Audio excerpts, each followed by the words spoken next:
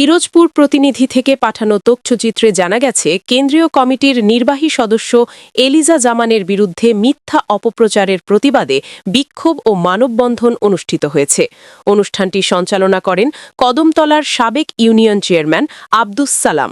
প্রধান বক্তা হিসেবে উপস্থিত ছিলেন কামরুজ্জামান শুভ্র।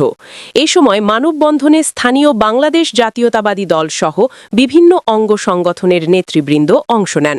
বক্তারা তাদের বক্তব্যে বলেন, এলিজা জামানকে জড়িয়ে যে অপপ্রচার চালানো হচ্ছে তার সম্পূর্ণ মিথ্যা ও উদ্দেশ্য প্রণোদিত।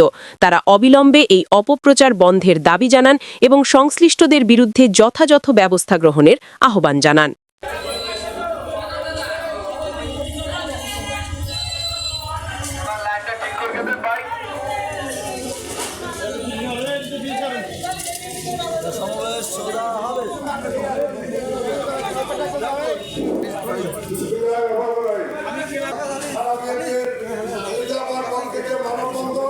এরা কখনো বিএনপির লোক হতে পারে না, আর বিএনপির লোক পক্ষে ষড়যন্ত্র মেনে নেবে না।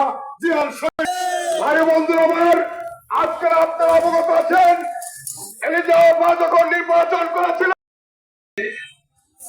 আমরা একটি মিছিল বা একটি আনন্দ প্রদায় প্রকাশ করি নাই। দেশ নায়কের নেতৃত্বে সরকার গঠিত হয়েছে। আমরা মসজিদে প্রার্থনা করেছি, আল্লাহর কাছে দোয়া কামনা করেছি। ঠিক তার পরিপ্রেক্ষিতে একটি কুচক্রী মহল এই সমস্ত আমাদের এই বিজয় এবং আমাদের এই শহরের সম্প্রীতি নষ্ট করার জন্য আমাদের কেন্দ্রীয় নির্বাহী কমিটির অন্যতম সদস্য, বাংলাদেশ জাতীয়তাবাদী মহিলা দলের বরিশাল বিভাগীয় সাংগঠনিক সম্পাদক, পিরোজপুরের সাবেক উপজেলা চেয়ারম্যান, ইউনিয়ন পরিষদ চেয়ারম্যান, সৎ, নির্ভীক, ত্যাগী, পরিশ্রমী, পরিচ্ছন্ন একজন নেত্রী জনাব এলিজা জামান, তার বিরুদ্ধে আমরা আজকে এই সাংবাদিক মহলকে জানাতে চাই।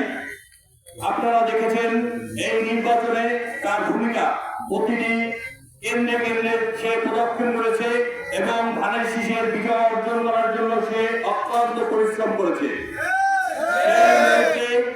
এই পরিশ্রম যারা মিলান করে দিতে চায়, আমরা অতি আনন্দের সহিত দেখেছি আমাদের এই 3টি আসনের ভিতরে একটি আসন, 2টি আসন সংসদ সদস্য নির্বাচিত হয়েছে, তার একটি আসনে একজন প্রতিমন্ত্রী পেয়েছি, অত্যন্ত গুরুত্বপূর্ণ প্রতিমন্ত্রী পেয়েছি, সেটি হলো টিনাপুরি মন্ত্রণালয়। তার পরিপ্রেক্ষিতে আগামী দিনে রয়েছে মহিলা সংসদ সদস্য সংরক্ষিত আসনে। তার অন্যতম দাবিদার আমাদের এই এলিজা জামান।